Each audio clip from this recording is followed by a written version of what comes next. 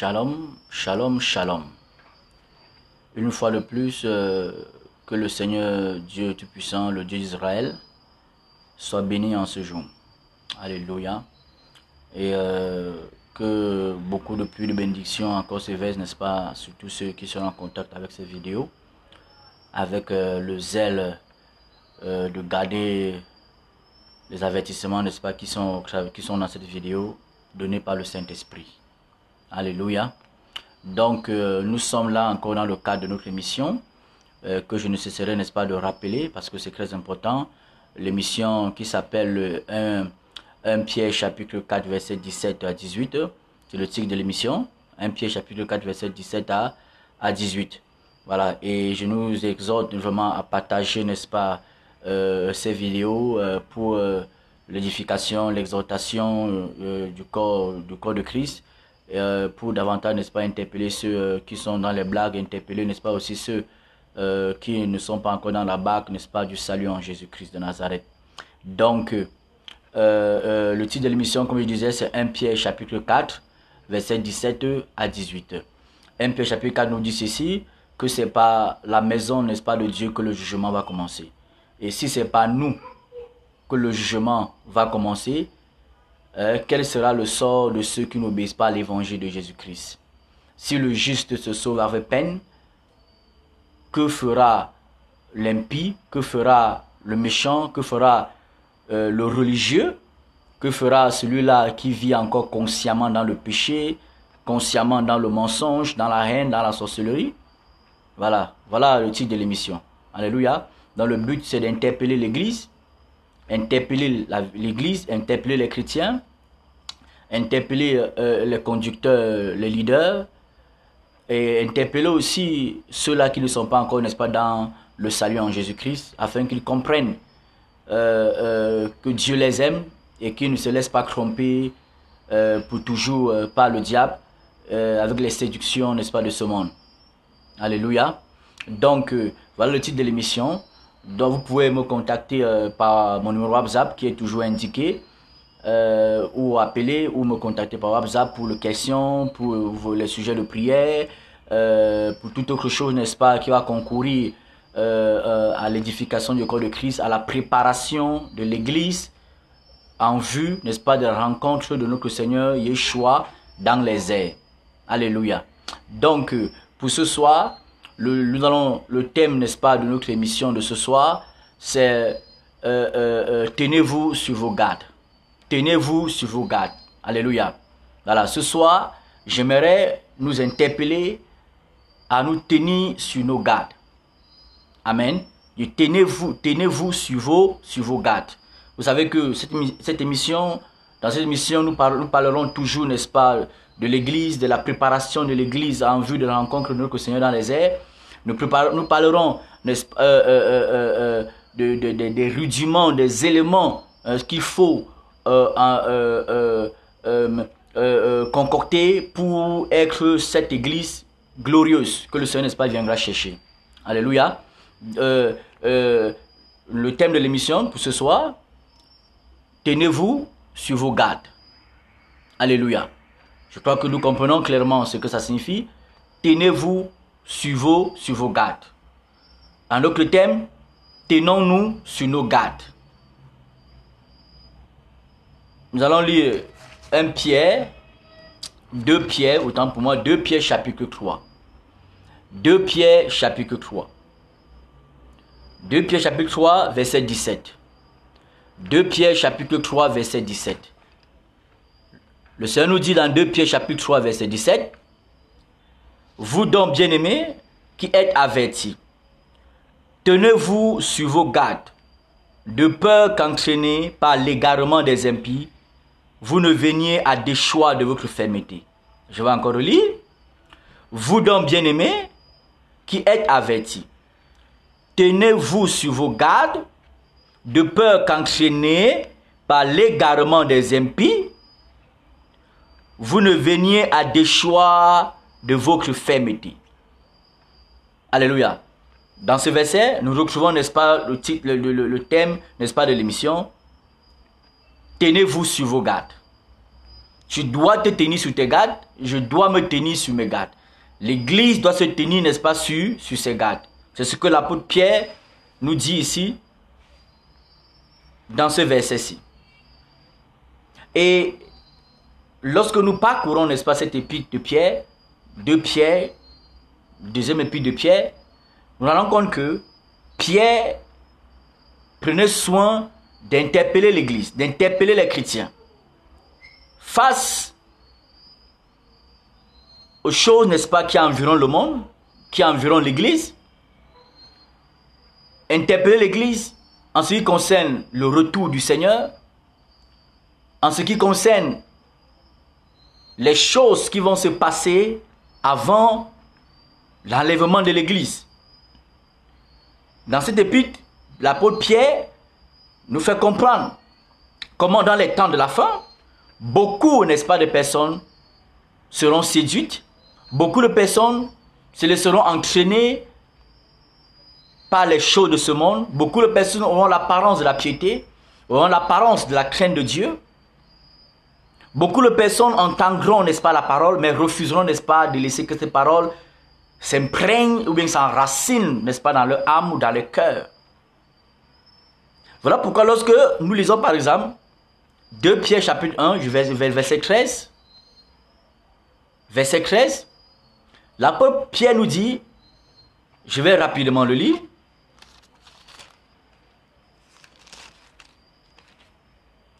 Voilà, 2 Pierre chapitre 1, verset 13.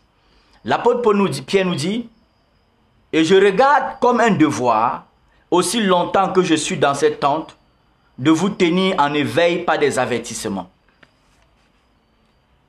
Le mot avertissement figure au moins 3 fois, n'est-ce pas, dans cette épître. Alléluia. Il dit, tant que je demeurerai, n'est-ce pas, dans cette tente, dans ce corps, dans cette carapace que vous voyez, j'aurai toujours soin. Je verrai toujours comme un devoir de vous tenir en éveil par des avertissements. Par des avertissements. Pourquoi tenir l'église en éveil?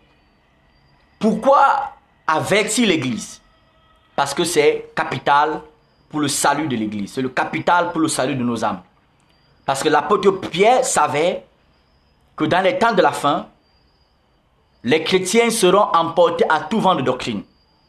Les chrétiens seront emportés à tout vent de doctrine à cause des souffrances que la terre va vivre, à cause des calamités, à cause des problèmes sociaux que nos pays vont rencontrer. Les gens seront emportés par-ci et là, mais loin du Seigneur Jésus. Voilà pourquoi l'apôtre Pierre dit qu'il regarde comme un devoir de nous tenir en éveil par des avertissements. Alléluia.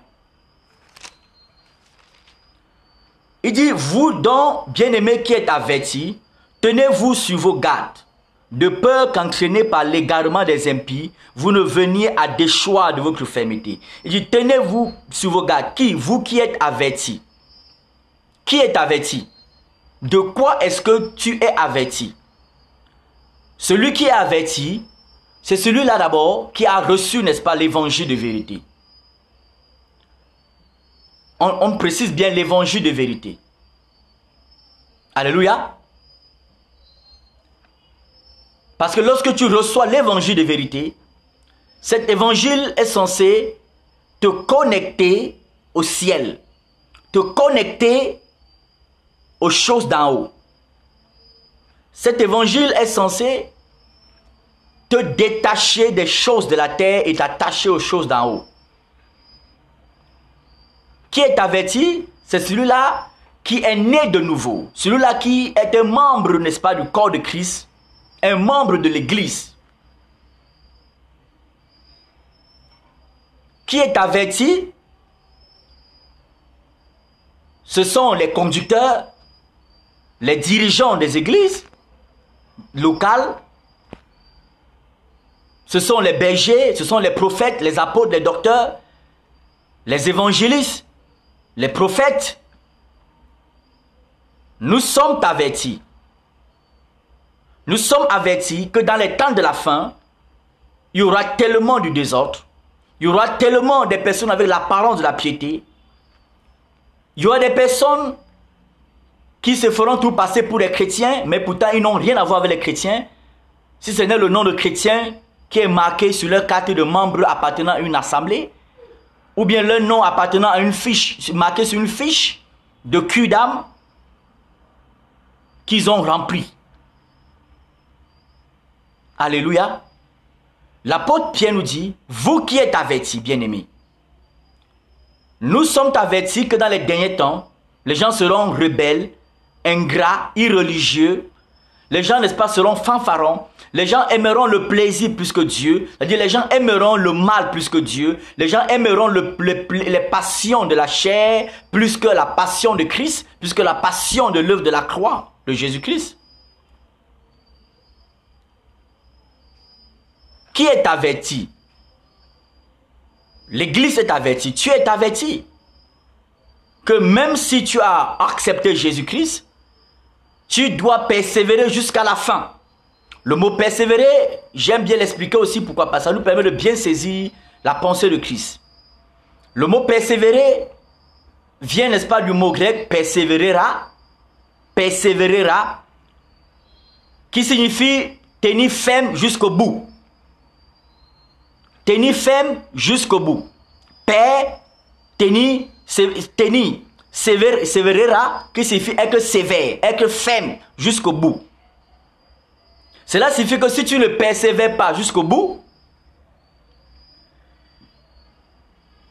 tu iras, n'est-ce pas, en enfer. Ça, c'est clair. Voilà pourquoi, lorsque nous lisons l'Apocalypse chapitre 2, 3, le Seigneur nous parle de 7 églises d'Apocalypse. Et à chaque fois qu'il parle de ces églises, il dit celui qui vaincra. Celui qui vaincra. Pour vaincre, il faut que tu tiennes ferme jusqu'au bout. Quelles que soient les épreuves, quelle que soit l'adversité, quelles que soient les tonnes, les panoplies de doctrines qui naissent tous les jours, quelles que soient les révélations mystérieuses que les hommes, n'est-ce pas, peuvent t'apporter, tu dois tenir ferme face à l'évangile que tu as écouté, à cause de l'évangile que tu as écouté. Tu dois tenir ferme en gardant l'évangile que tu as écouté. Alléluia. Tu dois tenir ferme. Si l'évangile au départ que tu as écouté était un évangile de vérité, tu dois garder cet évangile de vérité. Si cet évangile, l'évangile que tu as écouté, et cet évangile qui met en toi chaque jour la crainte continuelle, n'est-ce pas, de Dieu, cet évangile qui te donne d'aimer tes ennemis, de bénir ceux qui te maudissent, de prier pour l'élévation de ceux qui veulent que tu baisses, tu dois garder cet évangile. Si l'évangile que tu as reçu te dit, tu dois te contenter de ce que tu as. Tu ne dois pas être cupide, tu dois garder cet évangile. Même si quelqu'un vient te dire qu'il a reçu une révélation mystérieuse, qu'il t'interdit de mourir pauvre, tu dois dire la pauvreté n'est pas, pour un chrétien, la pauvreté n'est pas une malédiction. Parce que dans la Bible nous parle dans l'église des personnes qui étaient extrêmement pauvres. La Bible nous parle des personnes qui étaient extrêmement pauvres. Ils n'étaient pas pauvres un peu.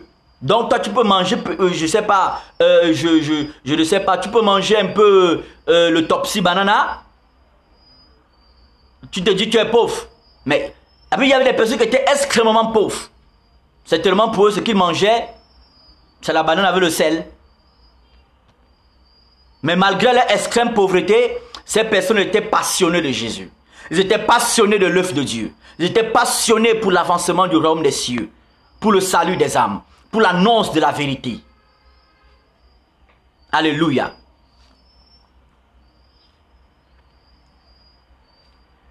Vous donc bien-aimés qui êtes avertis, nous sommes avertis que si nous ne tenons pas ferme jusqu'au bout, nous perdrons le salut. Si nous ne tenons pas ferme jusqu'au bout, si nous ne marchons pas dans la sainteté, la vérité, la sanctification, l'amour, la justice, la mise en pratique de la parole quotidienne de l'Éternel, si nous ne le faisons pas, nous n'entrerons pas au ciel. Pourquoi? Pourquoi? Parce que nous aurons désobéi à la parole du Seigneur. Amen. Vous donc bien-aimés qui êtes avertis, nous sommes avertis. De quoi? Nous allons lire à partir du verset 9. 2 Pierre chapitre 3 verset 9. Le Seigneur ne tarde pas dans l'accomplissement de la promesse comme quelques-uns le croient, mais il use de patience envers vous, ne voulant pas qu'aucun périsse, mais voulant que tous arrivent à la repentance. Le Seigneur ne tarde pas dans l'accomplissement de la promesse comme quelques-uns le croient. La promesse la plus grande que le Seigneur, n'est-ce pas, a donnée à l'Église.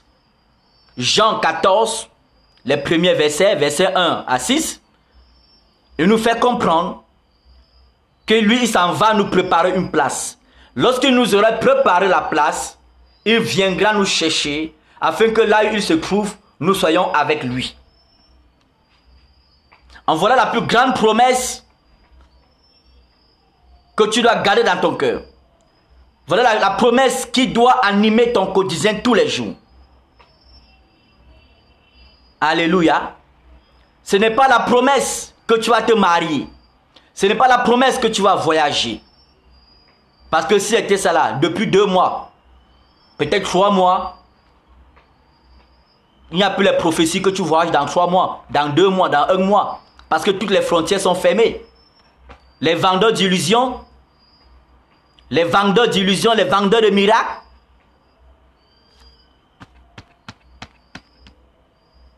les voyants sorciers, depuis presque 2-3 mois, ne t'annoncent plus les voyages. Donc la promesse, ce n'est pas les voyages. Ce n'est pas le mariage. Ce n'est pas le succès matériel. Ce n'est pas que tu seras chef d'entreprise. Ce n'est pas ça la promesse suprême que nous attendons, dont nous attendons l'accomplissement. La plus grande promesse que tu dois attendre, c'est que le Seigneur a promis qu'il vient te chercher pour que tu sois là où il se trouve. Alléluia. Et pendant que tu attends, beaucoup de personnes croient que le Seigneur a oublié. Que le Seigneur certainement est beaucoup occupé là-bas au ciel, il nous a oubliés. La Bible nous dit que le Seigneur ne tarde pas dans l'accomplissement de sa promesse. Parce que le Dieu d'Israël, c'est un Dieu qui ne tarde pas, il ne vient point en retard. Il est toujours à l'heure. Le Seigneur ne tarde pas dans l'accomplissement de sa promesse. Il viendra nous chercher. Mais dans quel état va-t-il nous trouver? Dans quel état va-t-il te trouver? Va-t-il trouver les chrétiens dans l'ivrognerie? Va-t-il trouver les chrétiens dans le sommeil spirituel? Ce que c'est pas bon. Voilà pourquoi nous sommes avertis et nous devons nous tenir sur nos gardes afin de ne pas sommeiller. Afin de ne pas sommeiller. Parce que lorsque tu sommeilles, le péché t'engloutit, les légèretés t'engloutissent, le monde t'engloutit, le matériel t'engloutit, les fausses doctrines t'engloutissent. Les faux prédicateurs t'engloutissent. Les impies t'engloutissent lorsque tu sommeilles. Et le Seigneur ne tarde pas dans l'accomplissement de la promesse, comme quelques-uns le croient. Cela signifie que quelques personnes croient que le Seigneur est en train de tarder. C'est dommage. Mais le Seigneur n'est pas encore venu parce qu'il use de patience afin que nous, n'est-ce pas, beaucoup de personnes soient sauvées. Peut-être même là où tu es, tu jettes encore le feu à tes ennemis. Si le Seigneur te trouve comme ça, là, tu es mort, tu es foutu. Peut-être là où tu es, tu coupes la tête, tu racles tes ennemis. Mais si le Seigneur vient là, tu es foutu. Peut-être là où tu es, tu nages encore dans les fausses doctrines, les fausses révélations. Et si le Seigneur vient là, tu es foutu. Peut-être là où tu es, tu enseignes des fausses doctrines. Tu manipules, n'est-ce pas, les hommes et les femmes. Tu divises les couples et les gens. Tu manipules le peuple de Dieu. Tu spolies le peuple de Dieu. Là où tu es, même en tant que prédicateur, tu tapes ta femme. Si le Seigneur vient là, tu es foutu. Ça veut dire, si le Seigneur tape, la passion du Seigneur est notre salut. Au verset 15, croyez que la patience du Seigneur est notre salut. Parce qu'il veut que davantage nous soyons épurés, émondés, nettoyés. Oh, mais combien de chrétiens aujourd'hui acceptent de se faire nettoyer? Combien de chrétiens aujourd'hui acceptent d'être émondés? Combien de chrétiens aujourd'hui, même toi qui m'écoutes, combien de fois as-tu pris des temps de jeûne et de prière pour que l'amour de Dieu abonde dans ton cœur? Sujet unique de ton jeûne, Dieu fait abonder ton amour dans mon cœur. Sujet unique de ton jeûne, Seigneur, fais multiplier tes vertus en moi. Sujet unique du jeûne, Seigneur, donne-moi la capacité d'aimer toujours mes ennemis. Sujet unique du jeûne, Seigneur, donne-moi la capacité de marcher toujours dans la vérité, quelle que soit l'adversité. Combien d'entre vous, même toi qui m'écoutes, combien de fois as-tu pris 3 jours à sec?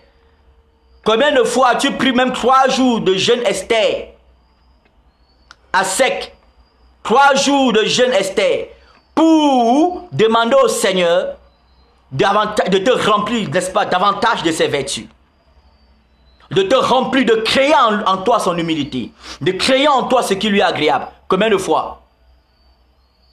Combien de fois? Toi, tu peux répondre vers le Seigneur. Alléluia. Combien de fois? Mais s'il faut compter le nombre de fois que tu as jeûné pour les autres choses, tu verras que la liste sera très longue. Si le Seigneur t'aide, il t'aide pour le salut, n'est-ce pas, de nos âmes, et pour que ceux qui ne sont pas dans le bateau puissent entrer. Cela signifie que celui qui m'écoute en ce moment, et qui n'est pas né de nouveau, tu n'as jamais accepté Jésus de tout ton cœur avec le désir formel de lui abandonner ton existence. Il est encore temps que tu saisisses la main de Jésus. Il est encore temps que tu t'approches de Jésus et tu l'acceptes comme ton sauveur et ton Seigneur pour le pardon de tes péchés et la vie éternelle qu'il veut te donner. Alléluia. Amen. Verset 10. Le jour du Seigneur viendra comme un voleur. En ce jour, les cieux passeront avec fracas. Les éléments embrasés se dissoudront et la terre avec les œuvres qu'elle renferme sera consumée. Puisque tout cela est en voie de dissolution, combien votre conduite et votre piété doivent être saintes.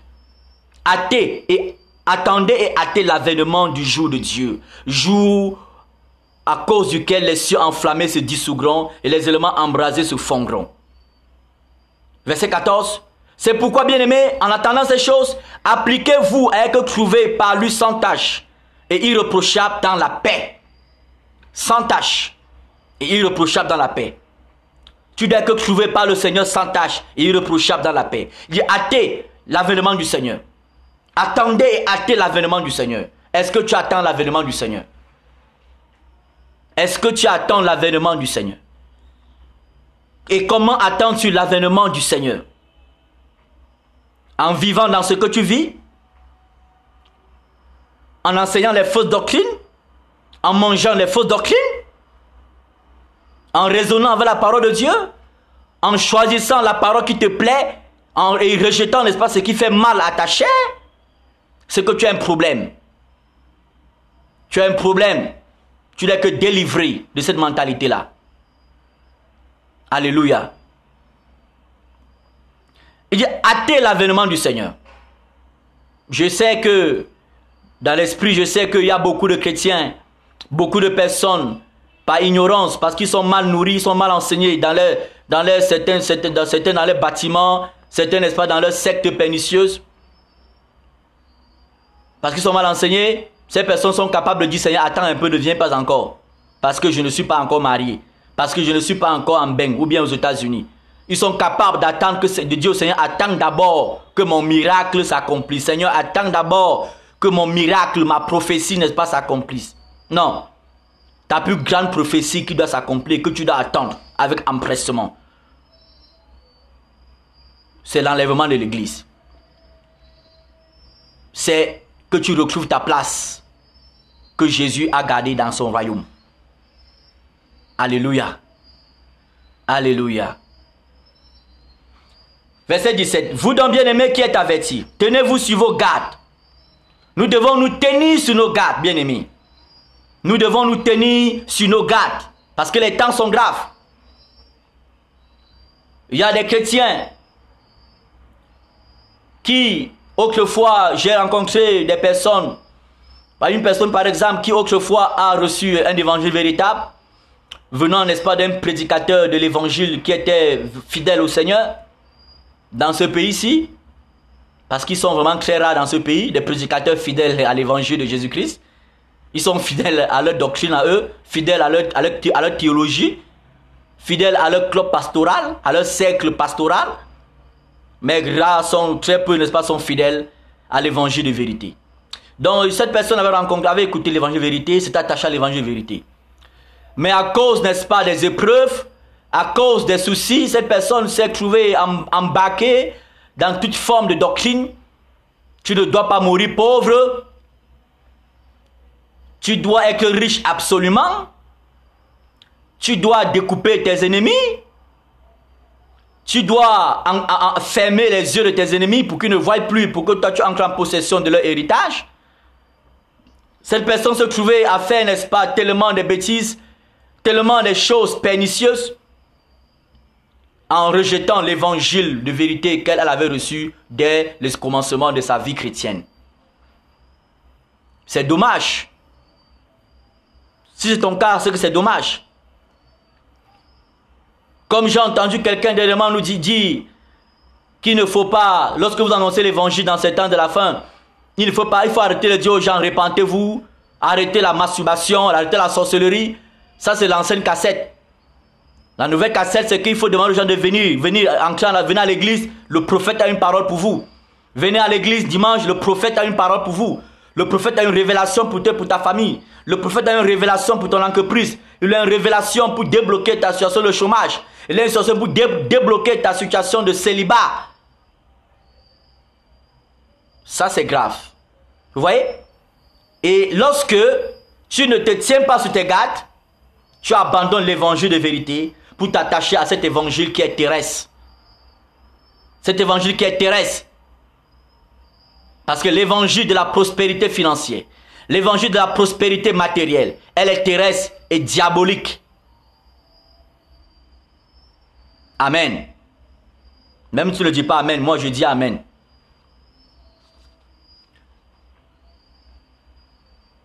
Quand Dieu dit tenez-vous sur vos gardes, Dieu veut que nous soyons des chrétiens à l'image de Shadrach, Meshach et Abednego. Ce sont ceux qui par la foi se sont attachés à leur Dieu. Ils ont refusé de se prosterner devant, n'est-ce pas, le monde, devant le diable. Ils ont refusé d'accepter le diable, d'accepter, n'est-ce pas, la luxure du monde. Ils ont refusé cela. Ils ont dit à Nebuchadnezzar, nous savons que notre Dieu est capable de nous délivrer de la fournaise. Et même si notre Dieu ne nous délivre pas de la fournaise, nous ne pouvons pas, n'est-ce pas, abandonner notre Dieu. Nous ne pouvons pas t'adorer, nous prosterner devant toi. Nous ne pouvons pas accepter, n'est-ce pas, tes avantages sociaux, le matériel que tu nous présentes. Mais aujourd'hui, qu'est-ce qu'on voit? On voit des hommes et des femmes qui se réclament de Jésus. Lorsqu'ils attendent le miracle ne vient pas, ils se fâchent contre Dieu. Lorsqu'ils attendent qu'une prophétie s'accomplisse, la prophétie ne s'accomplit pas, ils se fâchent contre Dieu. Lorsque le Dieu ne fait pas ce qu'il demande, il dit je ne prie plus, je ne médite plus.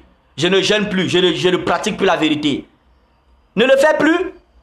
Prends même ta Bible, tu mets dans le caniveau, les torrents d'eau emportent. Tu gênes pour qui? Tu pries pour qui? Tu te sanctifies pour qui? Tu veux marcher dans la vérité pour qui? C'est pour toi, ce n'est pas pour Dieu, ce n'est pas pour moi, c'est pour toi. C'est pour le salut de ton âme. Parce que Dieu ne t'a pas donné ce que tu demandes. Tu es Christ. Tu dis que tu ne pries plus. Tu laisses ton cœur à la jalousie. Tu laisses ton cœur à l'aigreur. Parce que Dieu ne t'a pas encore donné ce que tu demandes.